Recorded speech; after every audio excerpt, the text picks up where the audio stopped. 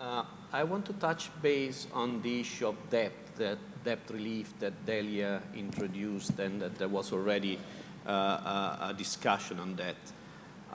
It's worth recalling that we as EFSF and ESM are much interested in this debate, and we are playing a key role because we have disbursed 170 billion to Greece. This represents more than 50% of the entire stock of Greek debt, close to 100% of GDP, and this has been mentioned, this bond is unprecedented, as the terms are unprecedented, the long term, the low interest rate, and the very generous grace periods. All this confirm the solidarity of Europe vis-à-vis Greece. And talking about debt, I want to go back to the night of the 24th, 25th of May, when after a 12-hour meeting, the Eurogroup agreed on a process and on a three-step approach to deal with debt. I must confess that when I entered the meeting, I was not so confident about the result. I consider the result a sort of breakthrough in the debate and in the progress. I mean, the title of this session is Next Step, What's Now? And I think the issue of debt and debt relief will be key in the following weeks and months.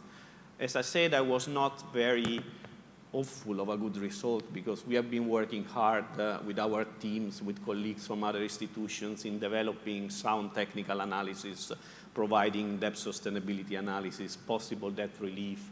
There has been a lot of discussions with member states at the deputies level, at the ministerial level. Already the Eurogroup tackled the issue on the 9th of May. And my sense was at that time that we were not ready, but actually the meeting was 12 hours meeting overnight, long enough, but at the end we got the result. And I saw that, I mean, if I can make a joke, the turning point was when we were running out of food and sandwiches were finished. So at that point, ministers started to change their attitude. I could see the body languages change, the way the president of the Eurogroup was driving the discussions.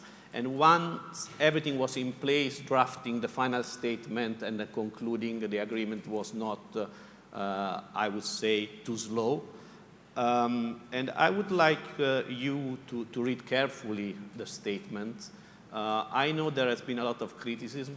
There were a lot of hopes in some quarters about haircuts, about front-loaded debt relief. But if we read carefully the statement, there are a lot of very good elements. There's a clear roadmap for debt relief. There are several principles set in the statement. Principles related to the objective of debt relief. We shouldn't forget that the primary objective of debt relief is to help Greece to regain market access.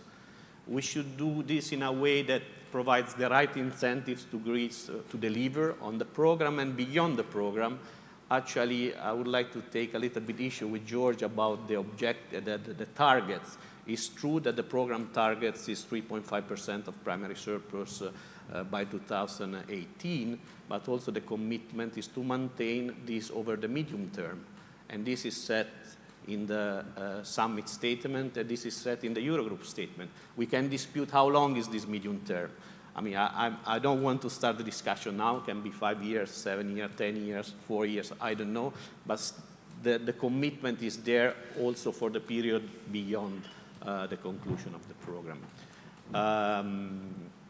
And what is also important in the statement is what was alluded to by Delia before, is somewhat a change in the way we look at debt sustainability in Greece. This shift from the stock concepts to the flow concept, from the debt to GDP ratio to the gross financing needs. This has been a long process. We, ESM and Klaus Regling in particular, have been pushing a lot about changing the framework because Greek debt is different from normal debt given the favorable condition, the long-term nature of the Greek debt. And I think this is a major achievement. And all the debt relief measures will be designed in a way to achieve this famous 15% moving towards 20% of gross financing needs. Also on the measures themselves, I think we have more than a roadmap. We have short-term measure, medium-term measure, long-term measures. For the short-term measures, we are already working on that.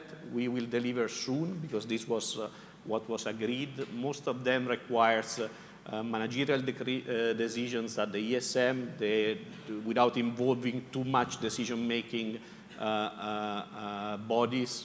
However, I mean, with some nuances, but we will deliver quickly on that. There are 4 medium-term measures, and as Delia said, are not quantified, but at least they are specified. So we know what we have to look at, and as of, I think, the next few weeks, we will touch base again with colleagues with the IMF and look at the debt sustainability analysis and try to see which measures fit better to deliver the result. And also the third set of measures is very important. It's a sort of contingency mechanism. Since we want to guarantee debt sustainability over the longer period of time, we will design a system which will kick in case, for example, growth deviates from the agreed path. Of course, we should be careful not giving moral hazard and try not to incentivize the Greeks to go back to the previous practices, but at least the system will consider any deviations of the macroeconomic conditions with respect to the trend. And in conclusion, everybody has to do its part. The institutions are doing their parts, the member states, they are doing their parts, and the Greeks have to do their parts, and I'm confident from the words that we have listened today from George that they will do their parts.